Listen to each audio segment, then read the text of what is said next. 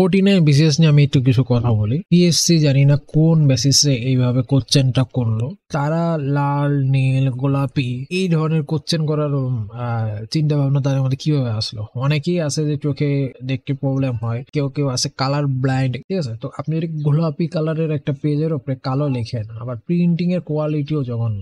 অনেক সময় তো মনে হবে যে এর থেকে আপনার ওই পাড়ার দোকানে যেসব প্রিন্ট করেন বা নিজে বাসায় যে প্রিন্টার দিয়ে প্রিন্ট করেন ওই প্রিন্টের কোয়ালিটি আরো বেটার। প্রশ্নতে প্রিন্টের কোয়ালিটি সম্পর্কে অনেকে দেখছে, অনেকে বলছে মানে আপনি বিসিএস এর কোশ্চেনটা হাতে নিলে এই 49 স্পেশাল বিসিএস তারা যেটা নাম দিয়েছে এটা যদি হাতে নেন না, এখানে দেখবেন যে কোশ্চেন আছে, কোশ্চেনের পরে যে একটু গ্যাপ দিয়ে 4টা অপশন লেখে, হ্যাঁ, ক খ গ ঘ।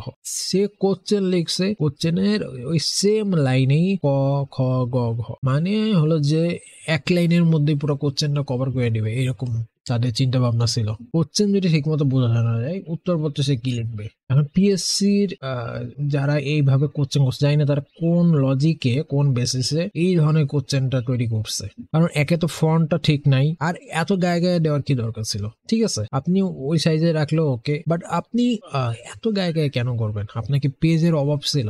আর গোলাপি কালার, এই রকম চিন্তা ভাবনা কিভাবে আসলো? ভাই গোলাপি কালার করবো, এই কালার করবো। ইভেন যদি কালার করতে হয়, খাতার মধ্যে যেরকম সাইডে কালার ছিল না, হ্যাঁ, উত্তরপত্রে কোশ্চেনও ওই কালারের। তো কোশ্চেনটা পুরোপুরি ওই কালার না করে কোশ্চেনের উপরে ওই কালারটা দিয়ে দেন, উপরে নিচে। হ্যাঁ, কোশ্চেনটা অ্যাটলিস্ট সাদা রাখেন। সাদা কোশ্চেনও ছিল, বা সাদা কোশ্চেনও সবাই পাইনি, 3-4টা কালারের মেবি কোশ্চেন ছিল। তো বিসিএস এর মতো একটা এক্সামে এই ধরনের কোশ্চেনটা কোনোদিনও মানা যায় না, ঠিক আছে। দেখেন বাংলাদেশে এক্সাম হয়, আবহাওয়া থেকে জানাই যায় যে এই দিন বৃষ্টি হবে কি হবে না, আবহাওয়ার অবস্থা কেমন থাকবে, বাট এটা কি আর করা উচিত? এখানে অনেক দূর দূর থেকে স্টুডেন্ট আছে, কেউ ঢাকার বাইরে থেকেও আছে। কোন দিন বৃষ্টি হবে, আবহাওয়ার অবস্থা কেমন থাকে, ওই হিসাবে কি এক্সামটা নেওয়া যায় না? প্রথম কথা হলো শুক্রবারে, ধরেন ঢাকার মধ্যে যদি কথা বলি, শুক্রবারে আপনার মেট্রো রেল অফ থাকে, তো মেট্রো রেল কোনো কাজেই লাগবে না যারা এই এক্সাম গুলো দেয়। দেন সাথে করে কোনো ডিভাইস, মোবাইল এগুলো নেওয়া যাবে না, ঠিক আছে। এগুলো বাইরে রাখে, 20 টাকা দিয়ে তারা মোবাইল জমা রাখে।